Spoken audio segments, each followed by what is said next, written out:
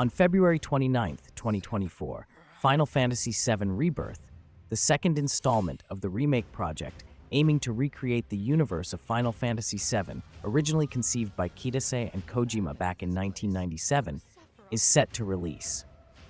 The game continues the story told in the first episode from 2020, with the story concluding in a third and final chapter, not yet announced but expected by fans by 2027, the 30th anniversary of the original game. The game, which tops Famitsu's list as the most anticipated by far, will be a PlayStation 5 exclusive for at least 3 months. A personal note on this review. I've always been particularly fond of the entire Final Fantasy saga, which has captivated me since childhood.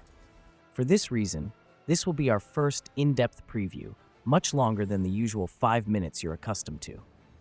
As always, you can navigate the video using chapters, but the game has so much potential and so many curiosities that we couldn't hold back. Let us know what you think of this new format, and as always, remember to like and activate the notification bell. It's a huge help to us and a motivation to improve and create new content for our audience. Before we begin, note that a free demo for Final Fantasy VII Rebirth is available for download from the PlayStation Store. The demo allows you to play through an initial section of the game, starting from the famous Nibelheim flashback. From February 21st, 2024, an update is also available that adds new content to the demo, including the ability to explore part of the expanded area around Junon and graphical improvements.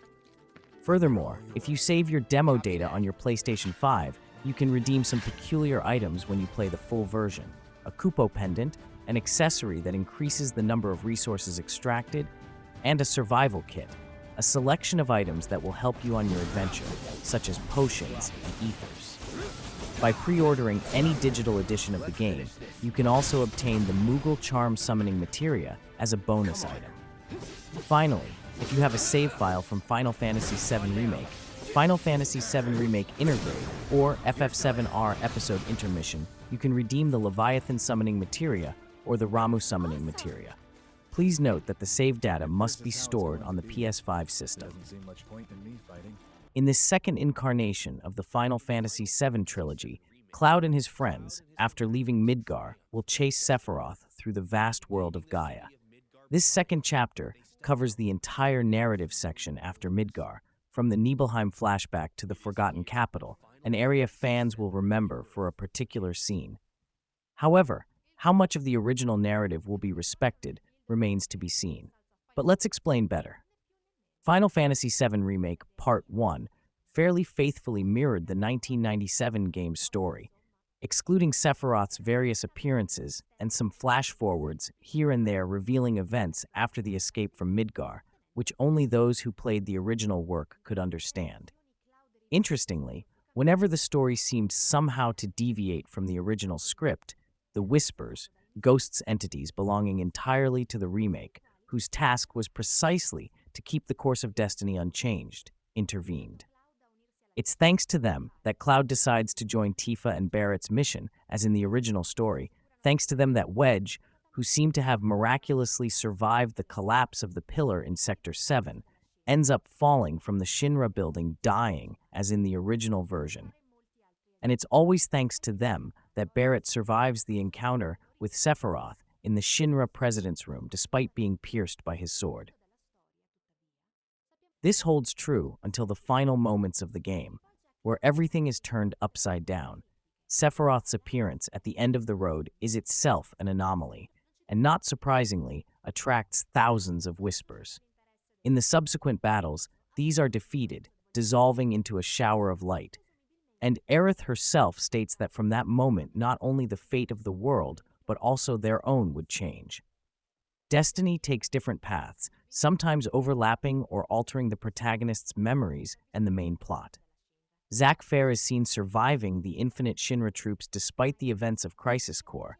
Biggs is also alive in a bed in Sector 5, and note Jesse's gloves on the nightstand.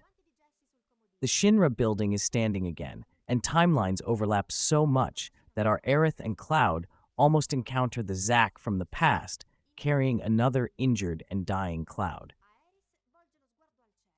All this to say that the last hours of Final Fantasy VII Remake burst into a frenzy that takes the story far from the tracks of the past.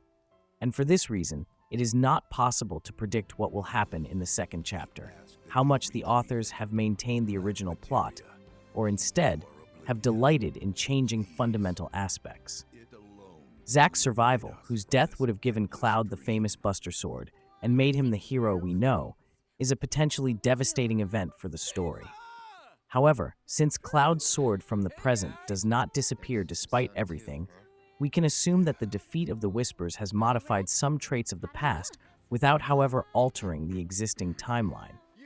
That said, we don't know how these changes to the past will impact the destiny we all know. It could simply be a secondary timeline that will never really be developed and will end as such.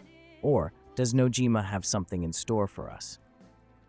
Yoshinori Kitase and Tetsuya Nomura have already personally confirmed their intention to continue overturning the narrative.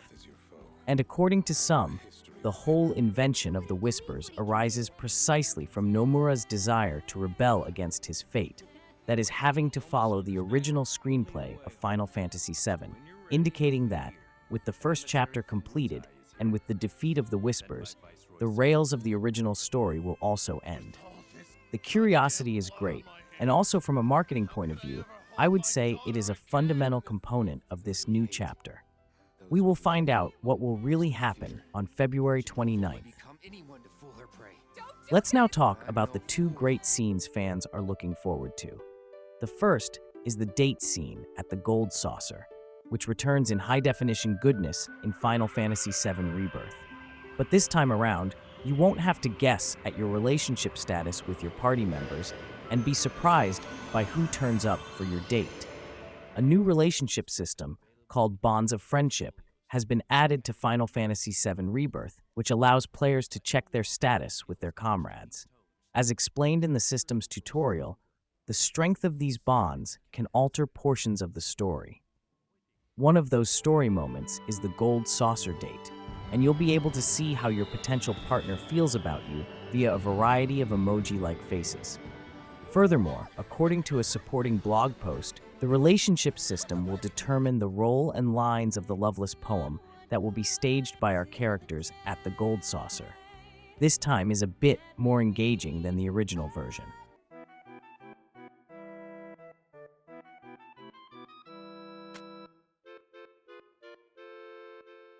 And about that scene?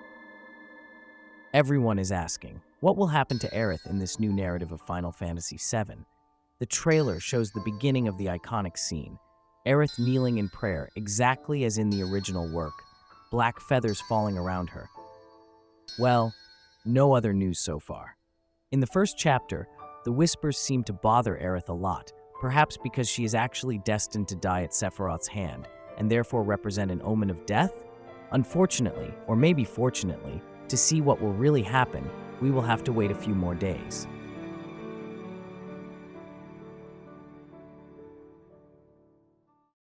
There are so many things to say about the gameplay. We have decided to explain anything in 3 subsections: exploration, combat system, and difficulty and game modes. Exploration plays an important role in Rebirth. The goal is to recreate the experience of the old Final Fantasy games with an entire world map that players could enjoy exploring far and wide, and that encouraged visiting every point of interest on the planet. Final Fantasy VII Rebirth will appear as a single large map, a vast area where all the cities, shops, and dungeons are located. However, to not make players feel lost in a world too large for them, it is not a real open world, but rather a succession of vast and sequentially explorable regions, so as to enjoy all areas a bit at a time. And clearly, it will always be possible to return to already explored areas thanks to the fast travel. The vastness of the maps also justifies the presence of chocobos and the ability to ride them. On the back of these feathered creatures, the same command allows you to dash, dismount, scent, and scour. This last command seems particularly interesting. It seems that you can search for treasures on the back of chocobos, which will surely encourage exploration of the scenarios, and which I personally also loved in other episodes like Final Fantasy IX. Unique chocobos have been created for each region, equipped with special abilities to make exploration more engaging. For example, there will be mountain chocobos that can climb rock walls, or sky chocobos, which can fly. It will be up to us to select the right specimen for the type of exploration we intend to carry out. Chocobos, however, are not the only means of transport. The game offers many other ways to move from one place to another, such as the buggy, a heavy 8-wheel vehicle capable of crossing wastelands, sandy areas, or shallow waters, or the wheelie, an electric scooter that we can find in Costa del Sol, not to mention Sid's famous Tiny Bronco. Regarding endgame content, the secondary content in Final Fantasy VII Rebirth will be almost double that of the main mission, and some of the maps will be explorable only in that phase. The game seems to be extremely long-lived and full of things to do, side missions, areas to explore, and tasks to complete. The mini-games will be numerous, more than in the original chapter, and a new card game will also appear. A crafting system has also been integrated. It will be possible to collect the materials outlined in the transmutation formulas to create items, which will improve our mastery and in turn unlock a new formula with which we can obtain items of higher rarity. In short, getting bored playing this chapter will be particularly difficult. Our idea for the combat system was to make it 70% tactical and 30% action. This was announced by Naoki Hamaguchi, explaining how the remake's recipe will make fans feel at home. The combat system crafted for the remake indeed represents the perfect link between the past and the future of the series. The mix between active time battle and the action formula embodies both the tactical component and the traditional level of challenge, creating battles that are simultaneously spectacular and challenging, completely bridging one of the biggest gaps of Episode 16. In addition to standard attacks, there are countless special attacks provided, as in the original episode, by the use of materias, which can also be developed and enhanced to increase damage and effects. During the fight, it will also be possible to switch to tactical mode, which slows down the passage of time, giving the player time to develop the best strategies. This function, along with the possibility of recording shortcuts for certain commands, makes the combat both dynamic and strategic. The limit bar also remains from the previous episode. This gradually fills up as you take damage or attack enemies. Once the indicator is full, we can unleash devastating limit abilities for each group member. The main novelty of Rebirth lies in the integration of synergistic combos between characters, which will integrate with the relationship system and have been conceived by Hamaguchi to actually transport into the combat system the bonds that begin to arise between the various members of the cast during the journey. These are special moves that see two party members move in unison to cause significant damage.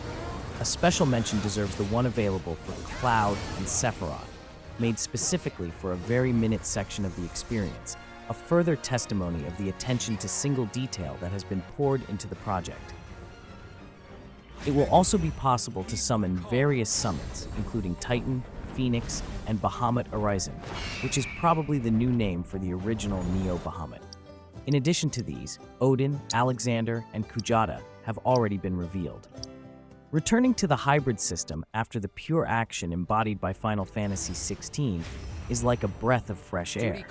Not because the tactical system is inherently better than the action one, but because the creators of Square Enix are clearly more versed in creating such a formula, always managing to ensure a correct level of challenge.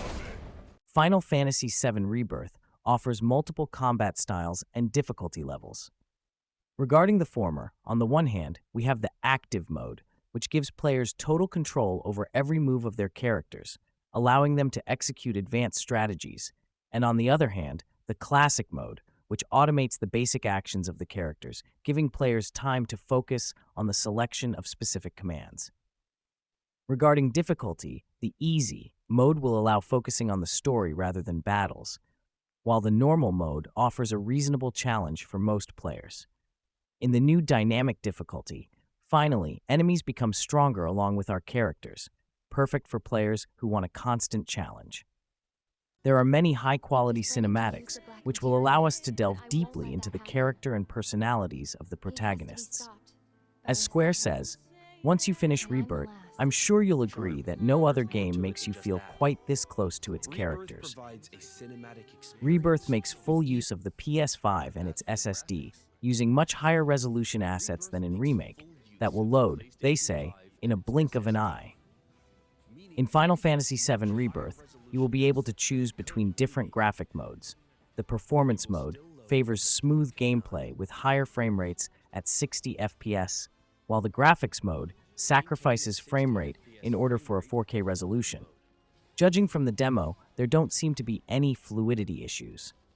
Furthermore, an additional upgrade, called the Junon upgrade, to further improve the graphics in performance mode, is scheduled for February 21st, which will be live for both the demo and the official release. Speaking of Final Fantasy, how could we not dedicate a paragraph to the soundtracks? Over 400 new audio tracks have been recorded for this game. The latest trailers have revealed the main song of the game, titled No Promises to Keep, written by Nobuo Uematsu and sung by Lauren Allred. The song simultaneously brings feelings of melancholy and hope, and the fact that it is performed by Aerith makes the lyrics even more special. In addition, many famous pieces from the original have been rearranged. In the State of Play trailer, for example, it is possible to hear a rearrangement of the main theme of Final Fantasy VII, made as if it were battle music. In general, the game, like all Final Fantasy games, features quality and immersive soundtracks, capable of enhancing the gaming experience to the fullest. With utmost sincerity, Final Fantasy VII Rebirth has all the makings of a true masterpiece and could easily be a candidate for the Game of the Year awards. The game improves and best implements both of its predecessors, Final Fantasy XVI and Final Fantasy Remake Part 1, significantly enhancing the battle mechanics and the strategic components, but also all the exploration, minigames, tasks, which often do not consist, as in the first chapter, simply of going somewhere to beat someone up. All this without counting the very high quality of the music and soundtracks by Nobuo Uematsu, always inspired and used to the best. Square seems to have understood that fans expect more than just fights, especially in a franchise like Final Fantasy. Personally, I am extremely excited to try everything this game will offer, and can't wait to spend a few hundred hours on Gaia in the next weeks. Let us know what you think of the game and, if you want, about this new format. And as always, have a nice game.